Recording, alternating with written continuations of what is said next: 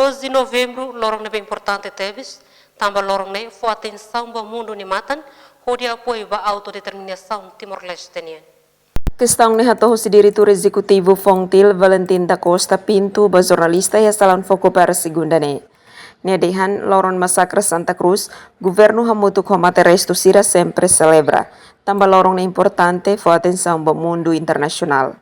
Ele hamutu ko komate resto sira na beke sempre celebra lorong dene, na beke ne são lorong importante, lorong histórico, lorong na beke com atenção para o mundo internacional para o apoio que tinha luta para a autodeterminação minha.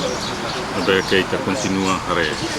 Mas depois de lo tinam tolong lo sintolo, itare kata tinan de na beke importante deles. Nunemos diretor luta hamutu José Alves Dehan, 12 de novembro, lorong joventudinian.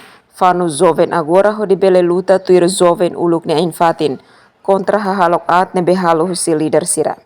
Tinan tolu sintolu celebração irane, bele fo memoriza fali, itene juventude sira, para o isato banate tuir halok dia nebe makene joven resistência sira nebe makulu halo ia passado contra a Indonésia. Agora ita laço contra itene Timor, para atuar nação ketak, mas bita contra itene kuno sira nebe mak mai ho karakter la dia, mai ho politika la dia, ita hamutu contra para atbele atur fila fala justiça social ne para emoto moris dia moris contente moris dik mu harai dane.